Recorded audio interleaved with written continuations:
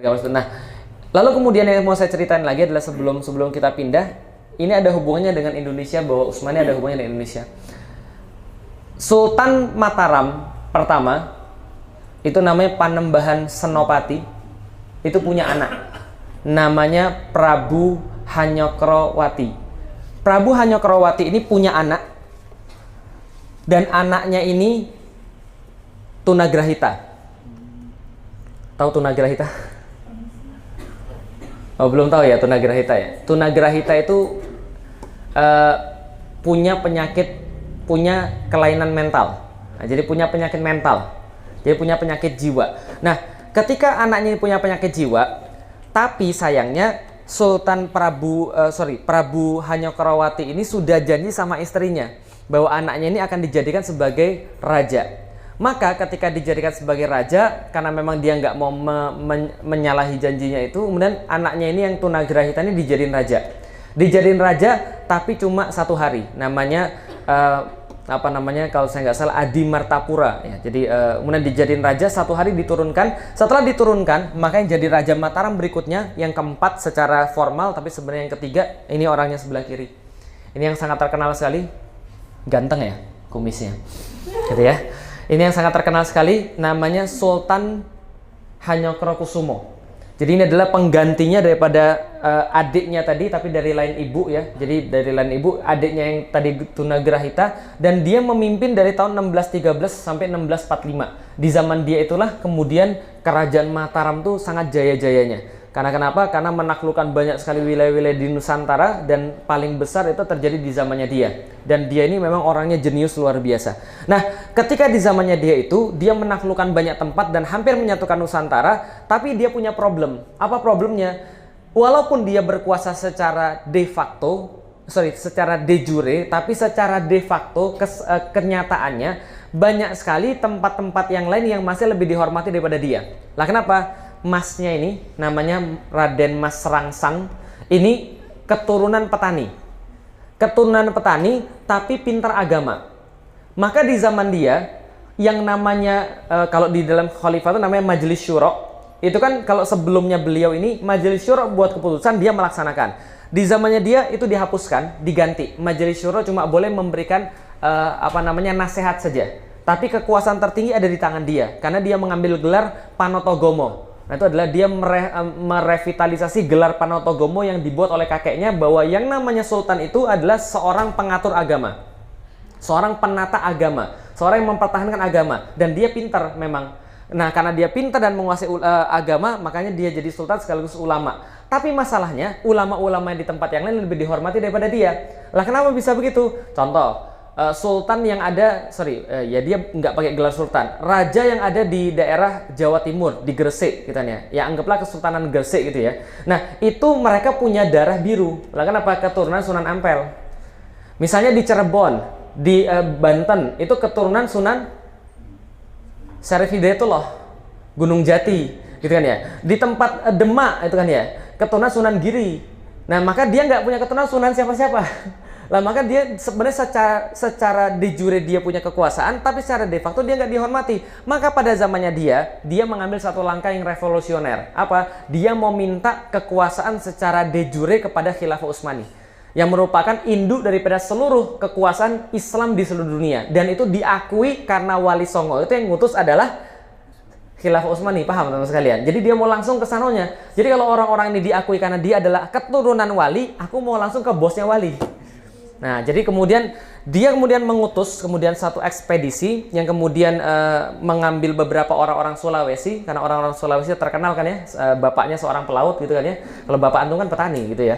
Jadi kalau orang-orang Sulawesi bapaknya pelaut gitu ya. Jadi mereka berkonsultasi sama orang-orang Sulawesi, membuat kapal-kapal yang lebih canggih daripada yang mereka punyai, maka diberangkatkanlah kemudian ekspedisi itu dari Jawa, dari Mataram menuju ke Aceh, dari kota gede menuju ke Aceh. Berhenti dulu di Palembang, alhamdulillah gitu kan ya, makan pempek gitu ya. Enggak. Itu abaikan. Itu mereka berhenti dulu Palembang untuk kemudian resupply, kemudian segala macam, kemudian sampai ke Aceh, diterima oleh Sultan Iskandar II.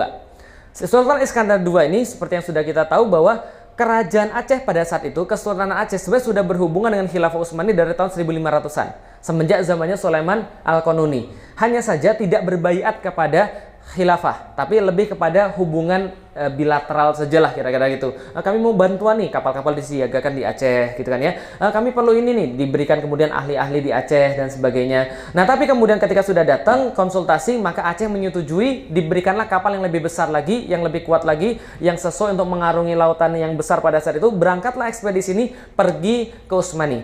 Nah, sampai kemudian di situ ada dua cerita. Satu, mereka cuma nyampe di Makkah, kemudian diterima oleh Syarif Makkah, yaitu adalah wakil daripada khalifah pada saat itu, kemudian ditahbiskan baiatnya, diterima baiatnya. Yang kedua, mereka sampai ke Istanbul, kemudian bertemu dengan Khalifah Murad, yang pada waktu itu masih usianya sekitar 12 tahun. Nah, makanya saya pasang wajahnya 12 tahunan.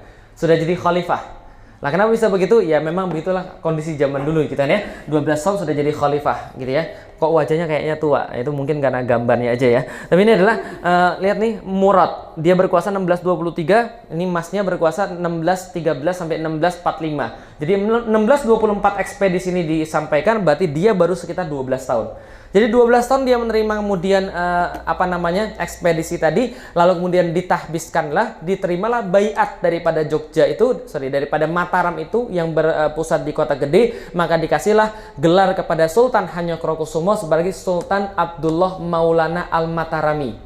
Itu tercatat jelas, Sultan Abdullah Maulana Al-Matarami kemudian dikukuhkan sebagai Sultan Tanah Jawa.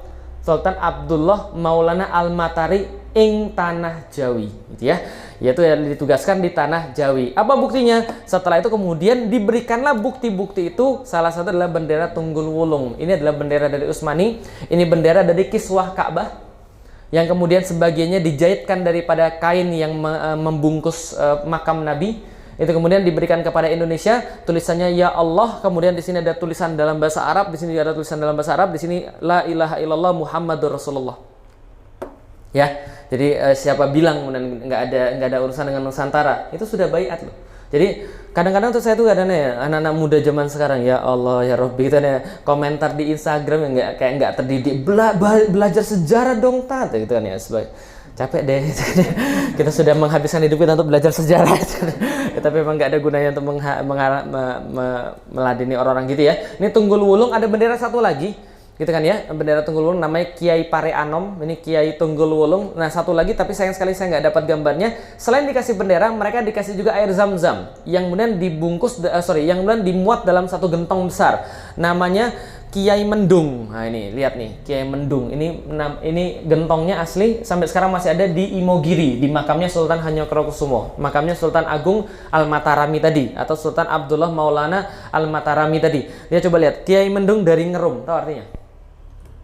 Tahu artinya Ngerum? Ngerum itu artinya dari Sultan Ar-Rum, Romawi. Karena kenapa? Karena waktu itu Murad keempat itu memakai gelar seperti Sulaiman Al-Qanuni, Malikul Barroin wal Bahroin, Sultanu Zillallahu fil Ard, Sultanur Rum, wa Khaqanul apa gitu benar. Semua banyak sekali panjang. Nah, ini dari Ngerum, dari Sultan Rum, artinya sultan yang menguasai wilayah Romawi, yaitu siapa? Khalifah Murad keempat. Makanya Ngerum. Loh kok Ngerum? Ya kan orang Jawa kan begitu. Gitu kan ya. Alhamdulillah gitu kan ya. Makanya suatu waktu ketika keturunan daripada Sultan Hanyokrokusumo ini, Sultan Diponegoro gitu kan ya, ketika berperang ditanya bagaimana Sultan Diponegoro, dia bilang mulai dari sekarang jangan panggil saya Diponegoro, saya adalah Sultan Ngabdul Hamid. Karena gelarnya dia, kalau tadi kan Sultan Abdullah Maulana Al-Matarami, kalau gelarnya Sultan Diponegoro itu adalah Sultan Abdul Hamid, tapi kalau dia ngomongnya karena lidah Banyumasan, bapaknya Diponegoro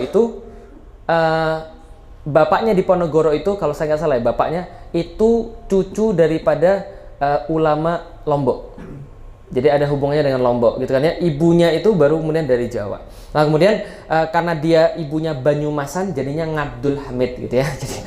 Jadi Sultan Abdul Hamid Heru Cokro Sayyidin Mukmin Panotogomo Amirul Mukmin Tanah Jawi. Itu adalah kemudian yang dipasang di makamnya dia di Makassar.